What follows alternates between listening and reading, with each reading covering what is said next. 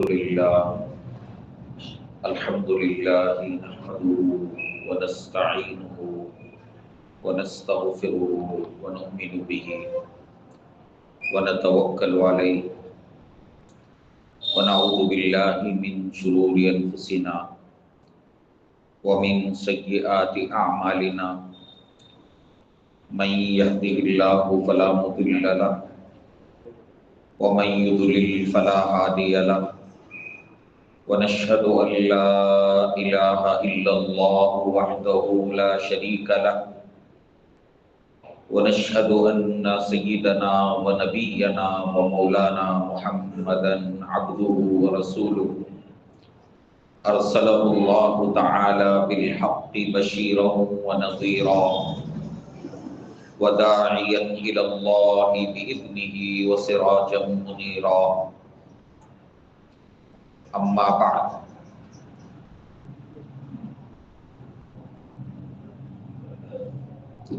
فأعوذ بالله من الشيطان الرجيم بسم الله الرحمن الرحيم عسى أن تكرهوا شيئا وهو خير لكم سبحان ربك رب العزة عما يصفون وسلام على المرسلين والحمد لله رب العالمين اللهم صل على سيدنا محمد وعلى آل سيدنا محمد وبارك وسلم اللهم صل على سيدنا محمد وعلى آل سيدنا محمد وبارك وسلم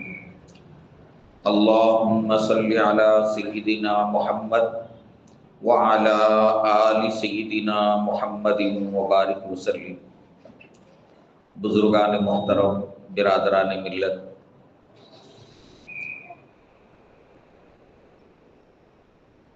انسانی زندگی دراصل حادثات، انقلابات اور نشیب و فراز کا نام ہے۔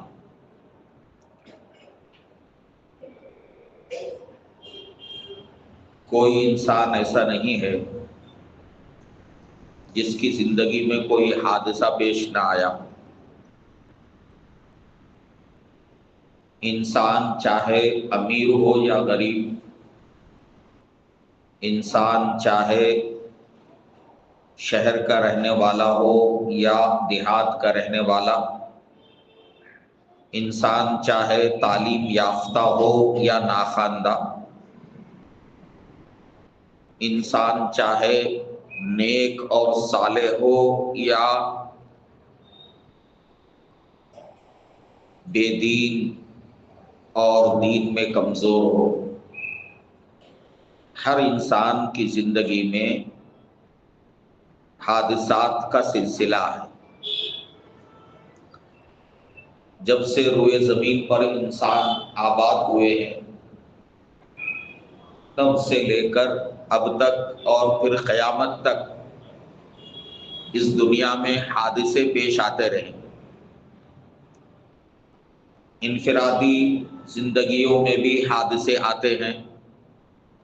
اور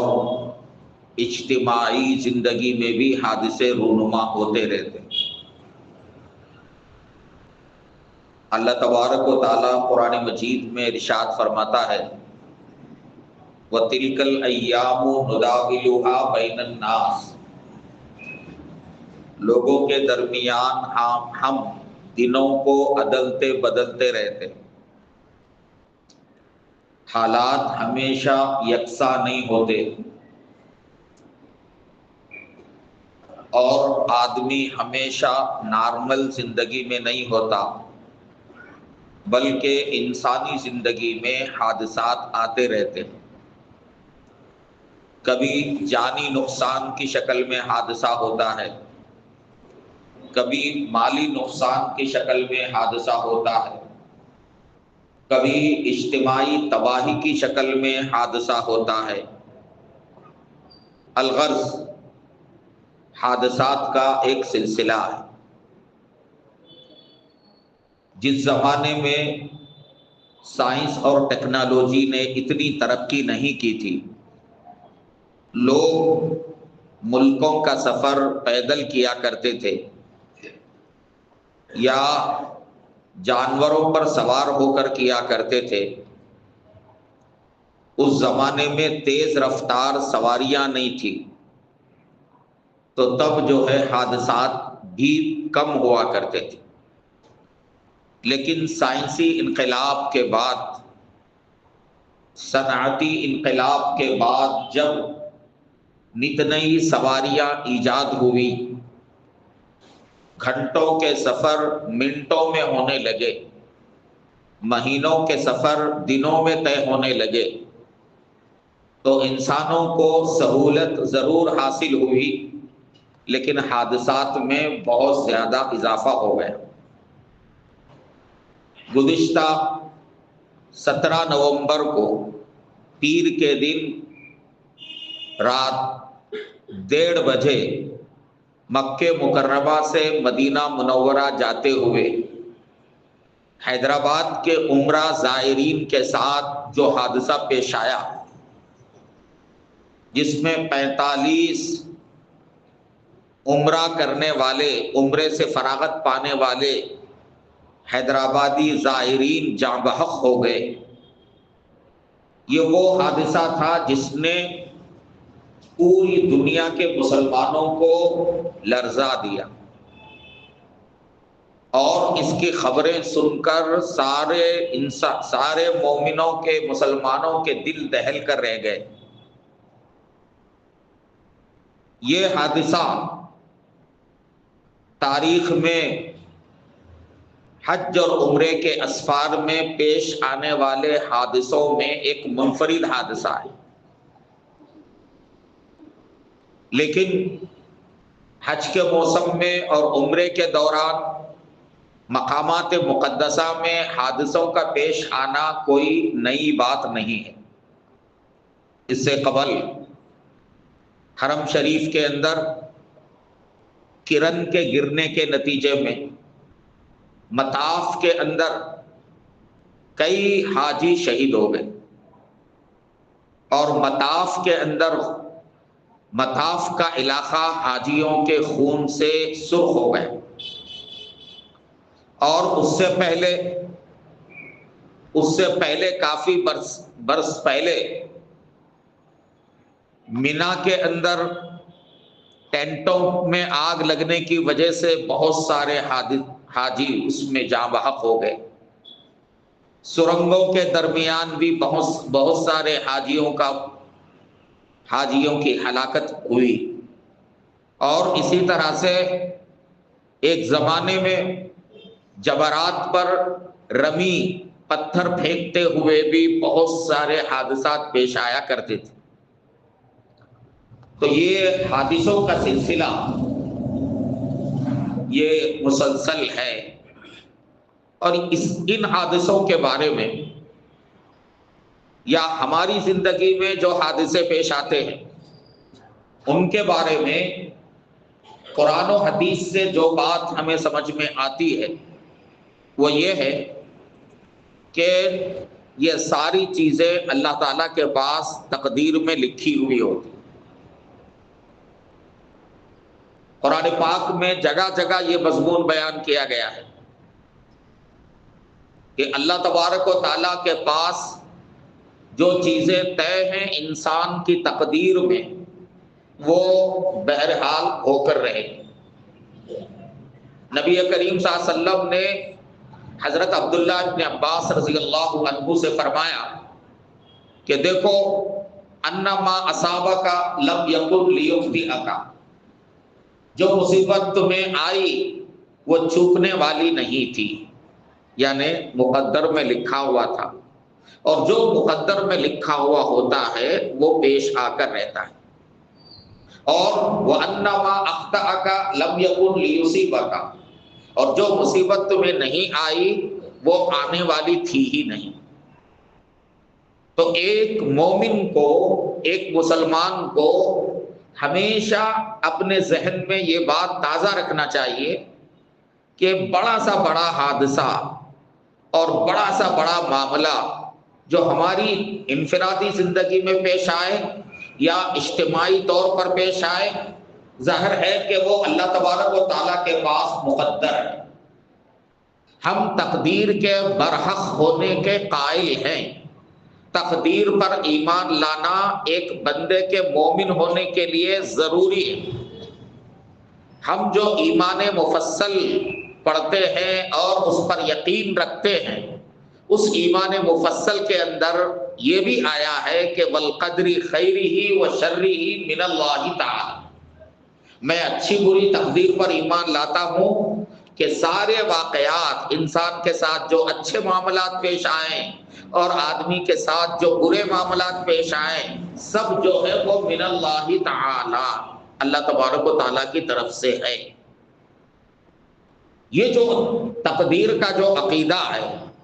یہ حادثات میں آدمی کو جو ہے سنبھالے رکھتا ہے۔ آدمی جب یہ سوچے گا کہ بھائی یہ کوئی نئی بات نہیں ہے، یہ پہلے سے طے شدہ چیز پیش آئی ہے، تو پھر آدمی کی مصیبت ہلکی ہو جاتی ہے۔ ایک تو ہمیں یہ بات ذہن میں رکھنا چاہیے ایسے حادثات کی صورت میں، اور دوسری بات اللہ تبارک و تعالیٰ قرآن پاک میں فرماتا ہے، جب بھی کوئی حادثہ پیش آتا ہے جس میں لوگوں کی جانیں جاتی ہیں تو لوگ افسوس کرتے ہیں اور رنج اور غم کا اظہار ہوتا ہے۔ یہ انسان کی فطرت ہے، رنج اور غم کا اظہار ہونا چاہیے۔ اور یہ عمرہ کرنے والوں کے ساتھ یہ جو حادثہ پیش آیا، پورے عالم اسلام کے اندر اس پر رنج اور غم کا اظہار کیا گیا، صرف ہندوستانی میں نہیں، عالمی میڈیا میں جو ہے اس کی گونج سنائی دی، اور دنیا کے جہاں جہاں مسلمان آباد ہیں، مسلم ممالک ہیں، وہاں کے لوگوں نے اس پر جو ہے رنج اور غم کا جو ہے اظہار کیا۔ لیکن یہاں سوچنے کی یہ بات ہے، اللہ تعالیٰ فرماتا ہے عسیٰ ان تکرہوا شیئا وہو خیر لکم، بہت ممکن ہے کہ کسی چیز کو تم ناگوار سمجھو لیکن انجام کے اعتبار سے وہ تمہارے حق میں بہتر ہو سکتی۔ اب یہ عمرے سے فارغ ہونے کے بعد مدینہ منورہ جانے سے پہلے یہ جو حادثہ پیش آیا کہ 45 جو ہے نا عمرہ کرنے والے زائرین، ان کی بس میں آگ لگ گئی اور ان کی بس آگ کی لپیٹ میں آ کر وہ سارے کے سارے جو ہے جل گئے، جھلس گئے۔ ظاہر ہے کہ ان کے پسماندگان اور ان کے رشتہ داروں کے لیے یہ ایک بہت بڑا امتحان ہے، اور ان کے لیے یہ ایک بہت بڑا سانحہ ہے، اس میں کوئی شک نہیں۔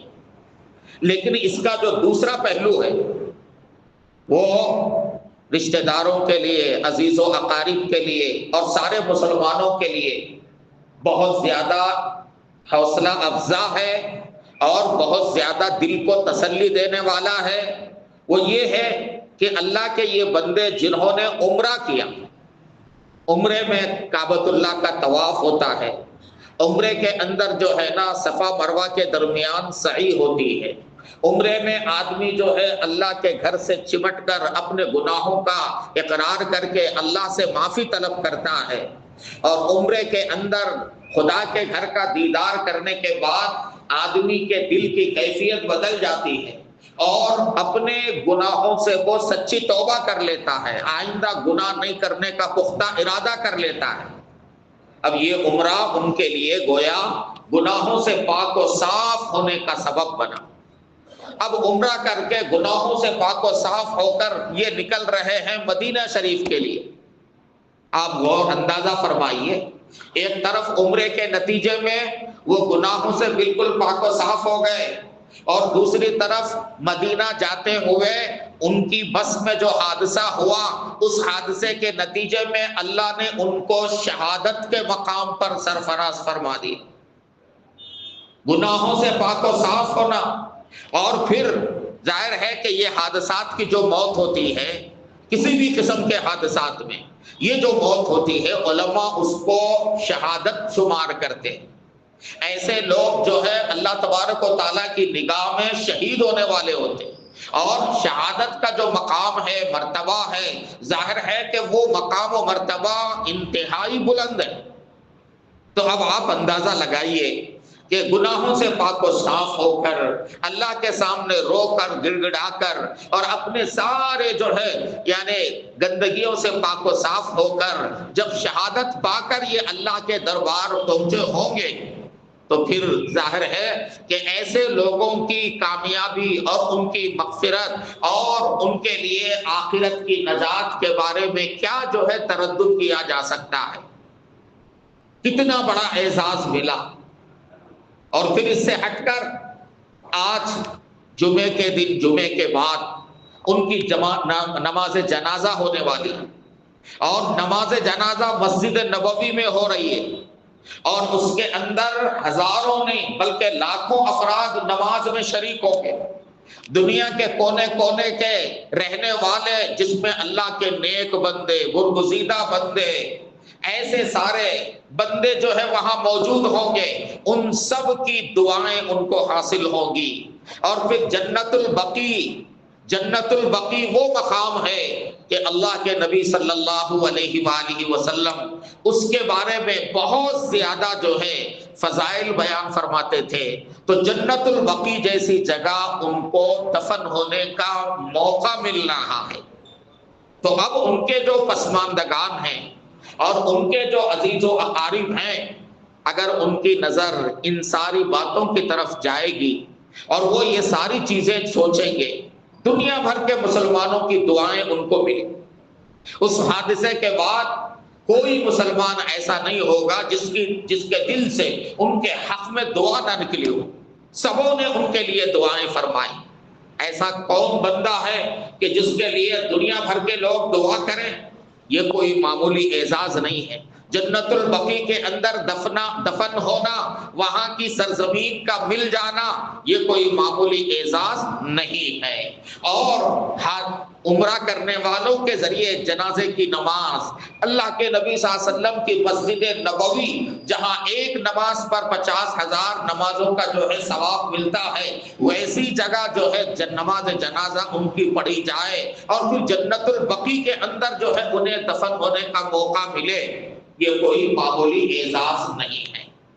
اسی لیے اللہ تعالیٰ فرماتے ہیں عسیٰ ان تکرہوا شیئا وہو خیر لکم، بہت ممکن ہے کہ ایک بات، ایک چیز تمہارے لیے تکلیف دے اور ناگوار ہو بظاہر، لیکن انجام کے اعتبار سے وہ تمہارے حق میں بہتر ہو۔ ایک مومن کی نظر، ایک مومن کی توجہ اس طرف جانی چاہیے۔ اور اللہ کے نبی صلی اللہ علیہ وسلم تو ایک نہیں بارہا حدیثوں میں یہ بات بیان فرمائی ہے کہ مومن بندے کو معمولی پیر میں کانٹا چبھے اور اس پر وہ صبر کرے تو اسے آخرت میں اس کا ثواب ملے گا۔ جو بھی یہاں آدمی کو بخار آتی ہے، بیماری آتی ہے، کوئی مصیبت آتی ہے، حدیثوں میں آتا ہے کہ آدمی، اللہ تعالیٰ ایک بندے کے لیے جنت میں ایک مقام اللہ تعالیٰ طے کرتے ہیں، لیکن وہ بندہ اپنے اعمال کے ذریعے اس مقام کو نہیں پاتا ہے، تو اللہ تعالیٰ اسے اس مقام پر پہنچانے کے لیے اس پر آفتیں لاتے ہیں، اسے بیمار کر دیتے ہیں، اور اسے حالات سے جو ہے دوچار کر دیتے ہیں۔ وہ پریشان رہتا ہے کہ بھئی یہ سب کچھ میرے ساتھ کیوں ہو رہا ہے، لیکن اللہ تعالیٰ کے یہاں اس کا جو مقام طے ہوتا ہے، اللہ پاک ان بیماریوں کے ذریعے، ان آفتوں کے ذریعے، ان مصیبتوں کے ذریعے اللہ تبارک و تعالیٰ اس بندے کو اس مقام پر پہنچا دیتے ہیں۔ میرے معزز بھائیوں بزرگوں، اس لیے ایک مومن بندہ اپنے ساتھ پیش آنے والے حادثات پر مایوس نہیں ہوتا، اور ایک مومن بندے کے لیے حادثات کی صورت میں صبر کرنا یہ جو ہے کوئی مشکل کام نہیں ہے۔ صبر بہت بڑی چیز ہے،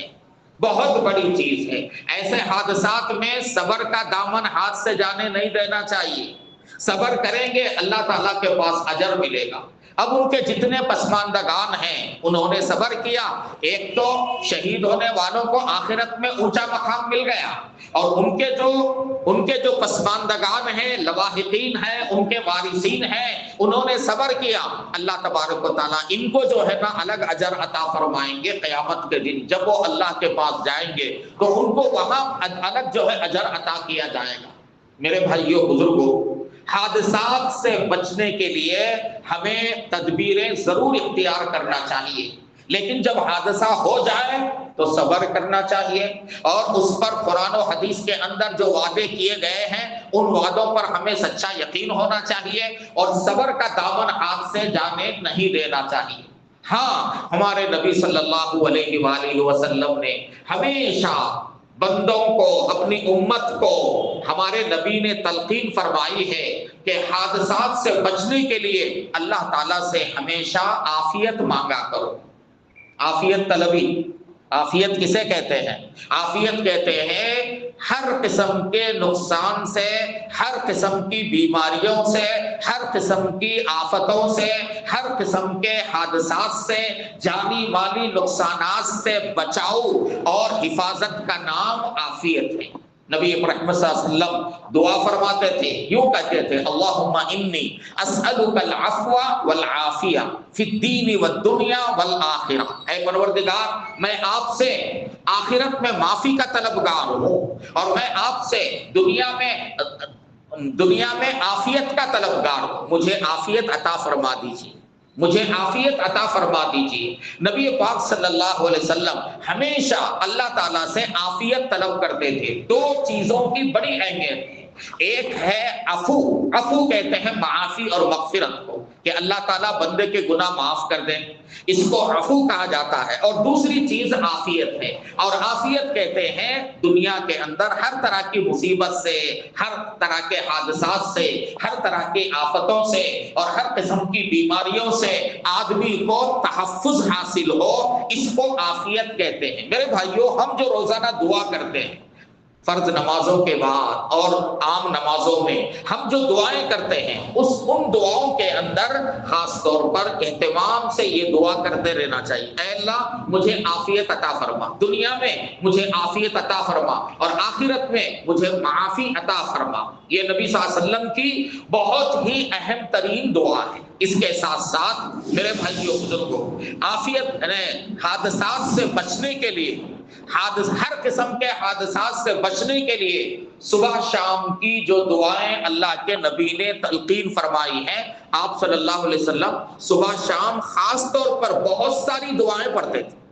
جب صبح ہوتی اور جب شام ہوتی۔ یہ دو اوقات جو ہے نا، یہ تبدیلی کے اوقات ہیں، فرشتے جو ہے نا بدلتے ہیں، موسم بدلتا ہے اور دن جو ہے بدلتا ہے، تو ایسے صبح اور شام کے اوقات میں ہمیں نبی رحمت صلی اللہ علیہ وسلم کی ان دعاؤں کا اہتمام کرنا چاہیے جو دعائیں آپ کیا کرتے تھے۔ مثال کے طور پر آپ صلی اللہ علیہ وسلم فجر کے بعد اور مغرب کے بعد خاص طور پر دو دعائیں خاص طور پہ پڑھا کرتے تھے، ایک ہے بسم اللہ الذی لا یضر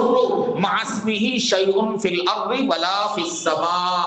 اس اللہ کا نام لے کر میں کام شروع کرتا ہوں کہ جس کے نام کے ساتھ زمین و آسمان کی کوئی چیز نقصان نہیں پہنچا سکتی۔ یہ بسم اللہ الذی لا یضر مع اسمہ شیء فی الارض ولا فی السماء، یہ دعا۔ دوسری دعا، اعوذ بکلمات اللہ التامات کلھا من شر ما خلق، میں اللہ تعالیٰ کے کلمات تامات کے واسطے سے اللہ کی میں پناہ مانگتا ہوں اس کی مخلوق، اس کی ہر مخلوق کے شر سے۔ اس میں ساری چیزیں آ گئی، جنات کا شر، انسانوں کا شر اور دیگر مخلوقات کا شر، الغرض ساری چیزیں اس کے اندر آ گئی۔ تو جب بندہ جو ہے صبح شام، فجر کے بعد اور مغرب کے بعد تین مرتبہ ان دونوں دعاؤں کے پڑھنے کا ہمیں خاص اہتمام کرنا چاہیے، اور جب ہم گھر سے نکلیں تو یہ دعا پڑھیں، بسم اللہ توکلت علی اللہ، بسم اللہ توکلت علی اللہ کہہ کر گھر سے نکلیں۔ آج آدمی گھر سے نکلتا ہے، رات کو واپس لوٹتا ہے تو یقین نہیں ہوتا کہ وہ حفاظت کے ساتھ واپس لوٹے گا یا کسی حادثے کا جو ہے شکار ہو جائے گا۔ تو اس کے لیے ہمیشہ گھر سے نکلنے کی دعاؤں کا اہتمام اور گھر میں آنے کی دعاؤں کا اہتمام، اور صبح شام کی یہ تو دو دعائیں بتائی گئی ہیں۔ حدیث کی کتابوں میں ایک باقاعدہ ایک چھوٹی سی جو ہے کتاب ہے روزانہ پڑھنے کی دعائیں، اس کے اندر مسنون دعائیں بھی، مسنون دعاؤں کی کتابیں تو بازار میں دستیاب ہیں، اس کے ساتھ ساتھ دعاؤں کی ایک کتاب ہے، اس کا نام ہے مناجات مقبول۔ یہ مناجات مقبول حضرت مولانا تھانوی رحمۃ اللہ علیہ نے اس کے اندر جو ہے ہفتے کے 7 دنوں کے لیے دعاؤں کو جمع کیا ہے۔ یہ ساری دعائیں نبی رحمت صلی اللہ علیہ وسلم کی جو ہے نا دعائیں ہیں، جو آپ صلی اللہ علیہ وسلم صبح شام پڑھا کرتے تھے۔ جیسے مثال کے طور پر ایک دعا ہے جس میں اللہ کے نبی فرما رہے ہیں کہ اے پروردگار آپ میری حفاظت فرمائیے، میرے آگے سے، میرے پیچھے سے، میرے دائیں سے، میرے بائیں سے، میرے اوپر سے، میرے نیچے سے، ہر طرح سے میری حفاظت فرمائیے۔ بتائیے یہ دعا کتنی جامع ترین دعا ہے کہ بندہ اللہ تعالیٰ سے حفاظت مانگ رہا ہے۔ تو میرے عزیزوں بزرگوں بھائیوں، ان دعاؤں کا ہم خاص اہتمام کریں، اور اس کے ساتھ ساتھ حادثات سے بچنے کے لیے جو ظاہری تدبیریں ہیں کہ آدمی جو ہے ڈرائیونگ کرتے ہوئے عجلت پسندی سے کام نہیں لینا چاہیے۔ آج کل تیز رفتاری یہ سڑک حادثات کی بنیادی وجہ ہے، جانے جا رہی ہیں، لوگوں کے ہاتھ ٹوٹ رہے ہیں، پیروں سے لوگ معذور ہو رہے ہیں۔ ایک آدمی اجرت پسندی اور تیز رفتاری کا مظاہرہ کرتا ہے، وہ تو نقصان اٹھاتا ہی ہے، لیکن اس کی وجہ سے دوسرے اور لوگ جو بے قصور ہیں ان کی زندگی جو ہے خطرے میں پڑ جاتی ہے، اور وہ حالات سے جو ہے دوچار ہو جاتے ہیں۔ اس لیے ڈرائیونگ کے جو اصول ہیں آدمی ان اصولوں کی رعایت کرے، ٹریفک کے جو اصول ہیں ان کا لحاظ رکھے، اور آدمی تیز رفتاری سے جو ہے نا گریز کرے۔ یہ تیز رفتاری شیطان کے طرف سے ہوتی ہے، تیز رفتاری شیطان کی طرف سے ہوتی ہے۔ آج ہمارے نوجوان طبقہ خاص طور پر جو ہے وہ اس پر توجہ دیں کہ تیز رفتار گاڑی چلانا یہ اپنے آپ کو ہلاکت میں ڈالنا ہے۔ اللہ فرماتے ہیں وَلَا تُلْقُوا بِأَيْدِيكُمْ إِلَى التَّهْلُكَةِ، تم اپنے آپ کو اپنے ہاتھوں سے ہلاکت میں نہ ڈالو۔ آج ہمارا معاشرہ ایسا بنتا جا رہا ہے، ٹریفک اصولوں کا کوئی لحاظ نہیں ہوتا ہے۔ کتنے اللہ کے بندے ہیں اپنی بے ڈھنگی جو ہے نا ڈرائیونگ کی وجہ سے دوسروں کو پریشان کرتے ہیں اور دوسروں کو جو ہے تکلیف دیتے ہیں۔ میرے بھائیوں بزرگوں، اس سے ہم گریز کریں اور اپنے کم عمر بچوں کو گاڑی دینے سے بھی احتراز کریں۔ کتنے نوجوان بچے، کم عمر بچے، ان کے ماں باپ نے انہیں گاڑی دی اور وہ تیز رفتاری کا مظاہرہ کرتے ہوئے بچپن میں کم عمری میں جو ہے اللہ کے پاس پہنچ گئے اور جاں بحق ہو گئے۔ اس لیے ہمیں ان سب چیزوں کا لحاظ کرنا چاہیے۔ ہمارا دین ہمیں ہر مرحلے میں رہنمائی کرتا ہے۔ ہمارے نبی نے راستہ چلنے کے آداب بتائے ہیں، کنارے سے چلنا چاہیے، بھیڑ سے بچ کر جو ہے چلنا چاہیے، چلتے ہوئے نگاہیں نیچے رکھنی چاہیے، اور چلتے ہوئے اپنی ذات سے دوسروں کو تکلیف دینے سے گریز کرنا چاہیے۔ یہ سارے آداب ہیں، ہمارے نبی صلی اللہ علیہ وآلہ وسلم نے ان کی تلقین فرمائی ہے۔ اللہ تعالیٰ ان جو ہے زائرین کی، عمرہ زائرین جو جاں بحق ہو گئے، شہید ہو گئے، حدیث میں آتا ہے اللہ کے نبی فرماتے ہیں کہ کوئی بندہ جو ہے حج یا عمرے کے لیے نکلے اور راستے میں جو ہے وہ شہید ہو جائے، اس کی موت ہو جائے، تو کل قیامت کے دن وہ تلبیہ پڑھتے ہوئے اٹھے گا، لبیک اللہم لبیک لبیک لا شریک لک لبیک ان الحمد والنعمت لک والملک۔ عام طور پر جہاں حادثہ ہوتا ہے، عجیب و غریب صورتحال ہے آج ہماری، حادثے میں آدمی متاثر اور آدمی جو ہے زخموں سے بےتاب رہتا ہے، تڑپتا رہتا ہے، اور لوگ جو ہے ویڈیو بنانے میں مصروف رہتے ہیں۔ حادثہ جب کہیں ہو تو ہمارا ایمانی فریضہ ہے کہ فوراً زخمیوں کو اسپتال لے جائیں، فوراً حرکت میں آ جائیں، فوراً جو ہے نا طبی امداد جو ہے پہنچانے کی کوشش کی جائے، ان کو راحت پہنچانے کی جو ہے کوشش کی جائے۔ اس کا ہمیں لحاظ رکھنا چاہیے۔ حادثے کی صورت میں ایک تو جو لوگ جو ہے جاں بحق ہوتے ہیں ان کی کچھ ذمہ داریاں ہیں، اور دوسرے عام افراد ہیں ان کی بھی ذمہ داریاں ہیں۔ کہیں بھی حادثہ ہو، کوئی بھی بندہ زخمی ہو یا حادثے کا شکار ہو، چاہے وہ اس کا ہمارے مذہب سے تعلق ہو یا نہ ہو، ہمیں حرکت میں آنا چاہیے، ہمیں اس کی مدد کرنا چاہیے، اور اس کے لیے انسانیت کا ہمیں جو ہے مظاہرہ کرنا چاہیے۔ اللہ تعالی ہم سب کو صحیح علم اور صحیح عمل کی توفیق عطا فرمائے۔ آپ حضرات کو معلوم ہونا چاہیے کہ ہمارے شہر حیدرآباد میں ایک بہت بڑا قومی سیمینار منعقد ہو رہا ہے، بھارت کی تعمیر و ترقی میں مسلمانوں کا حصہ، اس عنوان پر ایک بڑا سیمینار کل یعنی ہفتہ اور اتوار 2 دن سیمینار ہو رہا ہے۔ اس میں پورے ملک بھر سے جو ہے نا محققین، اسکالرز اور جو ہے علماء کرام اپنے مقالے پیش کریں گے، اور اخیر میں اتوار کے دن بعد مغرب ہاکی گراؤنڈ میں ایک بہت بڑا اجلاس ہو رہا ہے، جس میں ملک بھر کے علماء جو آئیں گے وہ انشاءاللہ ان کے بڑے قیمتی خطابات ہوں گے۔ آپ سب حضرات سے گزارش ہے کہ اس سے ضرور جو ہے استفادہ کریں۔ اسی طرح سے ایک اور اعلان ہے، دارالعلوم حیدرآباد جو ہمارے شہر کا بڑا ادارہ ہے، مولانا عاقل حسامی صاحب کا قائم کردہ ہے، اس ادارے کے کیلنڈر جو ہے یہاں لائے گئے ہیں، دونوں جو ہے دروازوں پر بچے کیلنڈر لے کر کھڑے ہوں گے۔ آپ حضرات سے گزارش ہے کہ کیلنڈر خریدیں، چونکہ یہ کیلنڈر خریدنا دراصل اداروں کے تعاون کی ایک شکل ہے، تو اس کی طرف بھی ہم توجہ دیں۔ اللہ ہمیں عمل کی توفیق عطا فرمائے۔ وآخر دعوانا ان الحمد للہ رب العالمین۔